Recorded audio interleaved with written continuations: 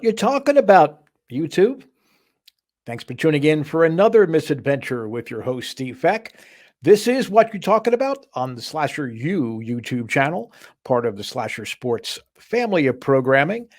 What we do on Wednesdays and Fridays is we kind of take a look more at the stories behind college athletics. We're not necessarily as focused as we are with the bulk of our program with college football and now college basketball.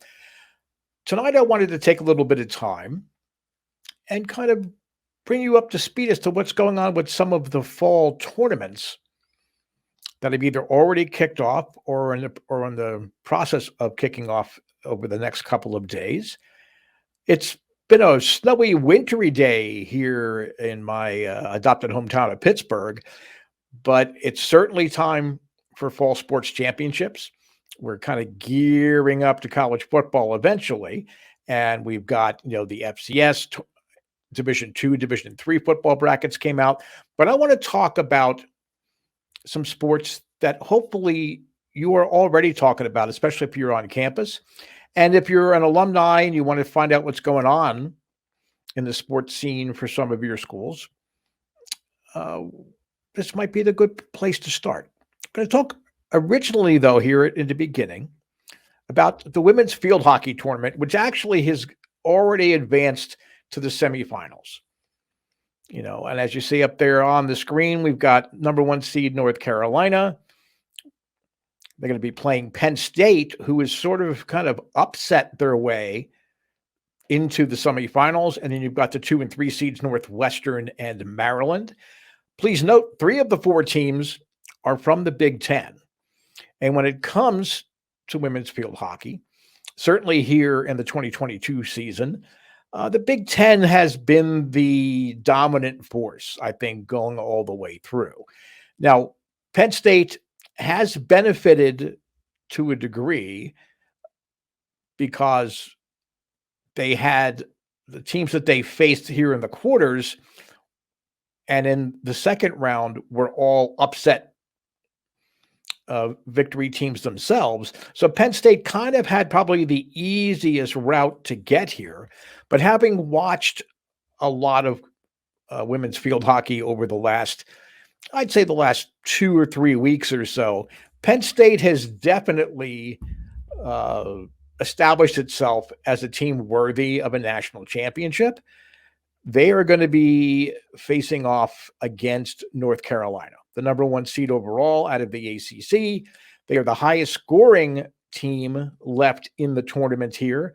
I would say that, the experts would say that North Carolina should have an easy time, but I think this is just one of those situations where a team has gotten hot.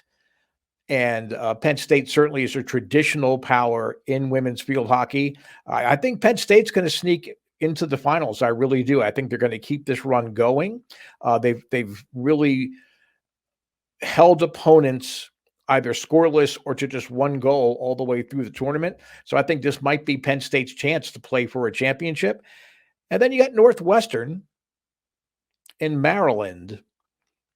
2 really, really fun teams. Again, not necessarily the highest scoring of teams, but they really do play good fundamental field hockey. They know how to control the pace of play. I'm going to go with Northwestern in this one. You really could flip a coin, honestly. I think either of the 2 teams, certainly of the 4 teams here, they're all worthy of championship consideration. I might be going out on a limb a little bit by saying that Penn State is going to upset North Carolina, but I think this is a Big Ten year. I think it's a Big Ten tournament, so we're going to have Penn State and Northwestern, I think, in the finals, and I think Northwestern is going to wear that crown. I think the Lady Wildcats have done a terrific job all season long, and it should be. Field hockey is the kind of sport, and I guess in a way you can kind of relate it to soccer. We're going to be doing field hockey and soccer here tonight, in that if you just kind of have it on in the background, you're kind of like, well, yeah, I guess that's kind of interesting, but I don't get it. What's going on here? If you watch a field hockey match from the opening whistle to the closing whistle, you will find yourself drawn into the action because I mean it's more of a chess match than it is a blitzkrieg. And goalies in field hockey play a much bigger role than you would imagine.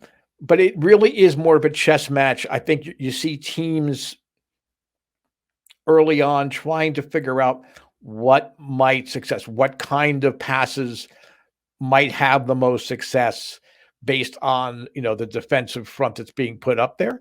So I certainly do encourage you. You can either go to ncaa.com. I believe that both semifinal matches are going to be broadcast by and available on ESPN Plus. So if you are a subscriber to ESPN Plus or to Hulu or anywhere you can get your ESPN Plus or ESPN3 games, I really do encourage you to follow both the semifinals and the finals. I think you'll be pleasantly entertained. I don't want to say surprised because, I mean, these are skilled athletes. So to say that you're going to be surprised because you really enjoyed a match, I don't think that's really fair to the athletes there on the field.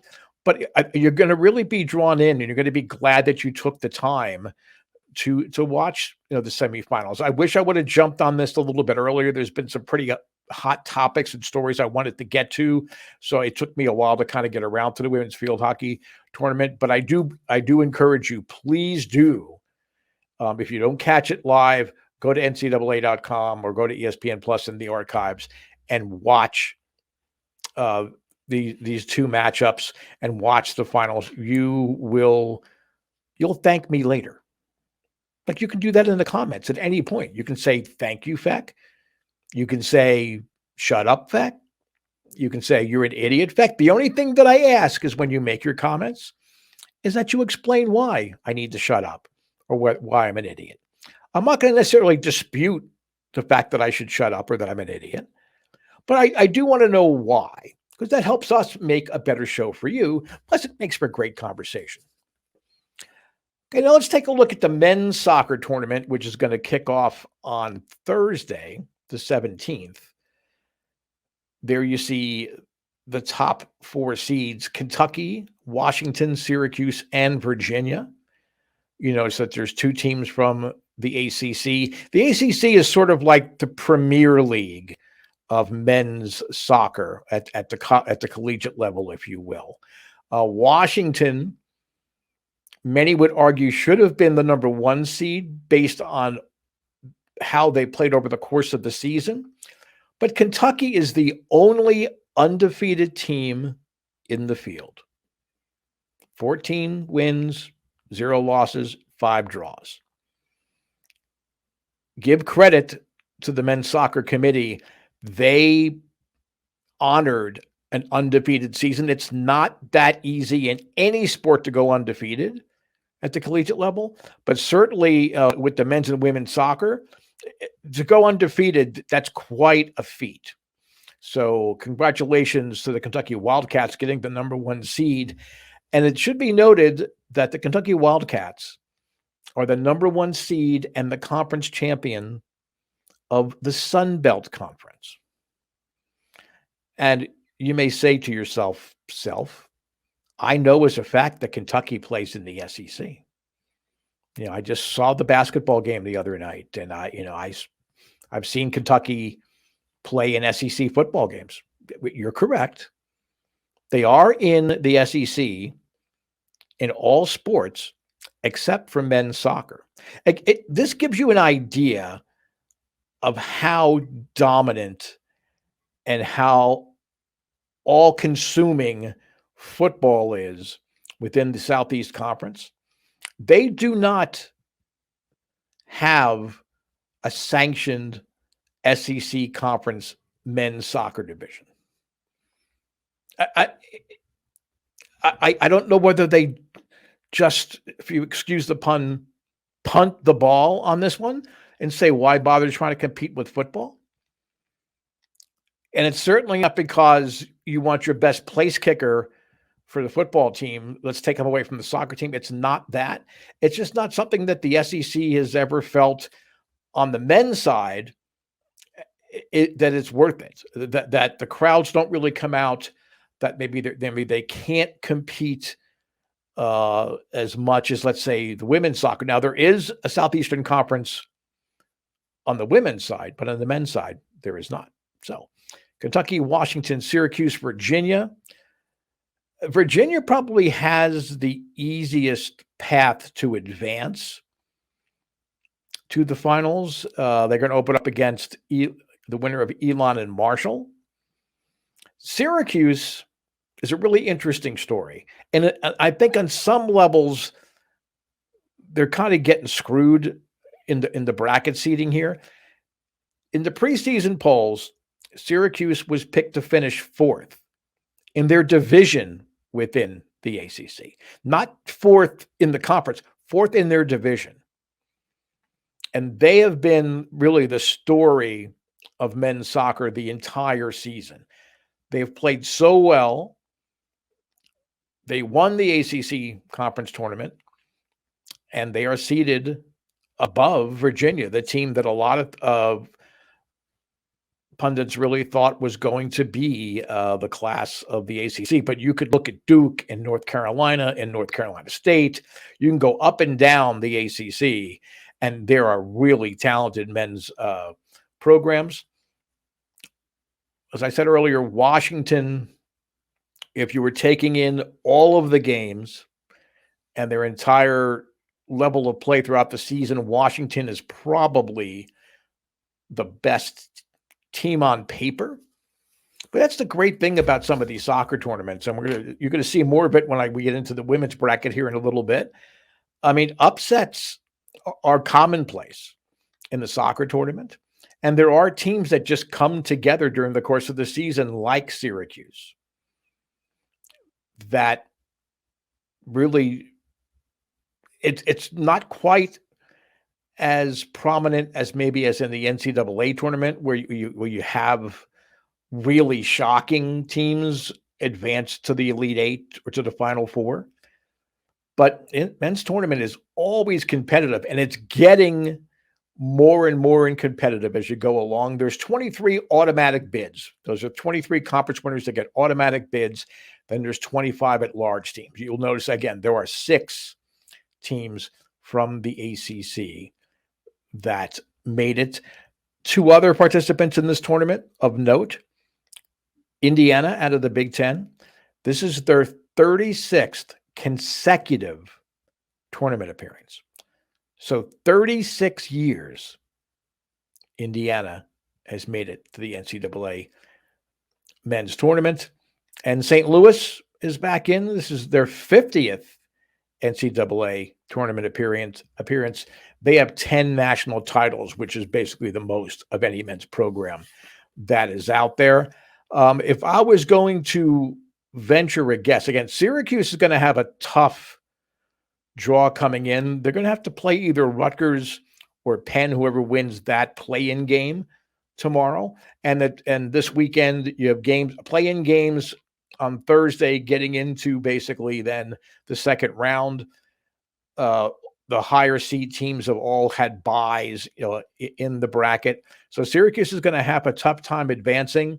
I do think that the cream is going to rise to the top here in the tournament. I think Washington would be the betting favorite. Not that people bet on soccer, at least not here in the States, not on men's college soccer at least. But I do think that this is going to be a very competitive tournament. There are games this weekend on Thursday, and then again on Sunday. There will be games scattered out on Friday and Saturday after Thanksgiving, and then you'll have the semifinals on the 2nd and 3rd, and then you'll have the championships, which will be played at Cary, North Carolina this year. Let's take a look at the women's tournament, another tournament that's already begun. And these are the 4 number 1 seeds: Florida State, Alabama, Notre Dame, and UCLA. All 4 are hard-nosed experienced squads. But upsets are already rampant throughout. Number 2, St. Louis, a high-octane, high-scoring team, was shut out by the Memphis Tigers. They lost 1-0. It was a goal in the 68th minute, and that's all the scoring in that game. And that was the fact that St. Louis was shut out was probably more of a shock than the fact that they lost to Memphis. But I mean, St. Louis, which was a 2 seed on their side of the bracket, they're already out. You've also seen a number 4 seed in USC and a number 5 seed in Rutgers lose their games. USC lost to Cal Irvine. Big week for Cal Irvine, beating a higher seeded USC. Cal Irvine blowing out Oregon in the college basketball in a bit. So really good times for the Anteaters. I mean they're feeding on there. Good luck to them as they try to advance. The local squad, the Lady Panthers of the University of Pittsburgh, they have a tough draw because they're going to have to come up against number 1 seed Florida State. But having watched several of their games throughout the season on the local regional cable network, I think Pitt's going to get it done. That they had a really good chance of upsetting Notre Dame in last year's tournament. This might be the year for the University of Pittsburgh women. Of all the teams out there, Alabama has the fewest hurdles to have to surpass because in their bracket, number 4 USC and number 5 Rutgers both lost. So Alabama is going to be coming up.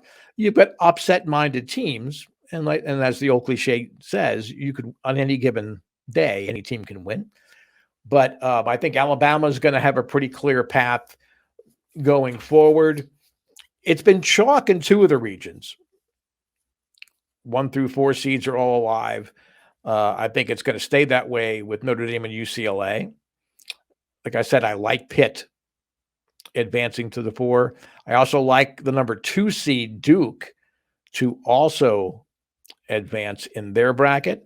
And in fact, I think it is going to be the Lady Blue Devils that will be hoisting the championship trophy in the ladies NCAA soccer tournament. On Friday, we're going to take a look at some Division II, Division III football. We're also going to take a look at the men's and women's cross-country championship finals. Before we head out today, I want to talk more about what you have been talking about as far as leaving comments on the variety of clips and shows that my partner Christian Rao and I do here for SlasherU. And I want to start with a clip, probably the biggest response we've had from any of our clips basketball-wise has been about the women's program at South Carolina. I think Christian and I both believe that this team is even better than the team that really dominated last season and won the championship. The first comment came up from Jaylani J, and she said, Raven Johnson, who you see on your screen there, is going to take us so far. She has the potential to be the next star. I'm beyond excited. And Jaylani, I could not agree more. I mean, she has been an absolute bundle of energy, a spark plug, dynamo, whatever, praise you want to heap on her. She has shown no signs of being held back by her pretty serious knee injury she suffered last year. She has made this Gamecock offense click on every cylinder. I mean, sure, you have Aaliyah Boston.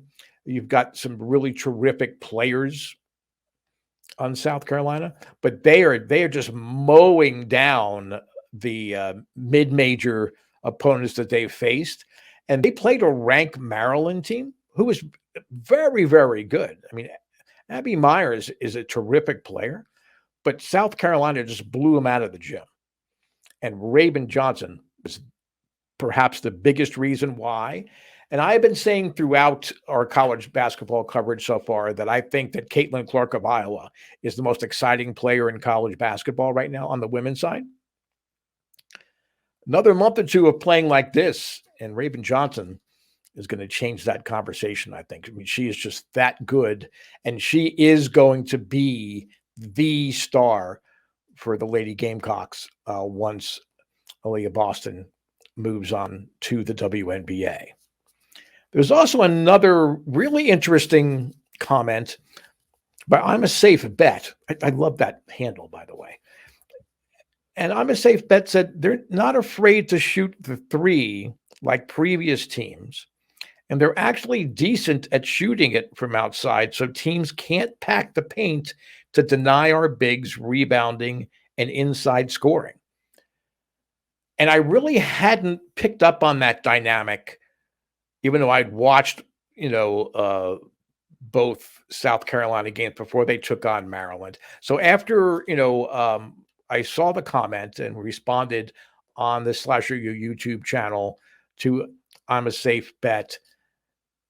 I watched them against Maryland, and it's very, very true. I mean, then I compared that to some of the games going back, looking at some video from last season. I don't want to say there was hesitation to shoot it from the perimeter, but they didn't really need to. I mean, Boston was so dominant that, and the cast of characters as a whole were so terrific, they didn't necessarily have to rely on the three. But against Maryland, if the shot was there, they took it. And when you look at some of the statistics, okay, they're only shooting 27% overall, but you've got Zia Cook at 42.9%. Bria Beal is at 40%. Sonia Fegan is perfect. She's only taken 2 shots, I think. But again, it looks like now the three-pointer is going to be part of the offensive attack for the South Carolina women's team. And like they needed more positive things going for them. It'll be really fun when they match up against Stanford coming up this weekend to see if they can maybe not confuse the Cardinal defense, but if they can hit some early threes, I think that could open up the paint and make a huge difference in the outcome of that game. I can't wait to see that game. To have a number 1 and number 2 so early in the season, I mean, honestly, until you get to the tournament, it's the game of the year. And it's a cliche, and people talk about it all the time. South Carolina, Stanford on the women's side coming up this weekend. It is the game of the year, and it's only November. Now, over on the men's side, last Friday is what you're talking about, focused on the departures of Manhattan coach Steve Masiello and Hartford coach John Gallagher before the opening tip-off of any of the games. So before the season, both coaches was out. Masiello was fired. Gallagher just couldn't take it anymore with all of the chaos going on with the Hartford program. The athletic department announcing they were dropping to Division III from Division I, despite winning an America East conference tournament. But the Manhattan situation probably has garnered the most attention. Certainly Dick Vitale didn't hold back in his criticism of this across the board. The Manhattan Athletic Department has really been getting slammed with that. And K23 commented, how fitting, discussing Manhattan's situation only to have their game against Central Connecticut State canceled today, meaning Friday when the show had aired, because of court conditions, quote unquote. Now, I am not a conspiracy theorist by any stretch of the imagination. I have an unabashed love for the Metro Atlantic Conference. It's the conference that as a little boy, I watched more teams in that. Of course, it was the ECAC then, but basically the teams that were part of the Metro Atlantic. So I got to watch Manhattan on a regular basis. To see this situation unfold in this program is truly heartbreaking. They've already lost their star player. As soon as Masiello was fired, before that day was out, before the sun set, their star had declared he was going into the transfer portal. He's already enrolled at West Virginia University. A lot of players also are coming out saying, you know what, we're going to transfer out too. And I'm not talking about 2, 3. I'm talking 6, 7 players. So more than half the roster has threatened to enter the transfer portal, and they have X number of games to do so. I have been to the on-campus arena for Manhattan College. It's a well-maintained facility, good lighting, good court conditions. For these unsafe court conditions to suddenly appear, and nobody had addressed them or talked about it or anything until a couple hours before the home opener. This was the home opening game against Central Connecticut State. Something smells there. And it's not the East River. It's not New York Bay. It's not a backed up sewer. It's what's clogging up the Manhattan Athletic Department here. So K23 was right to say, you know, this is just kind of weird. It's beyond weird.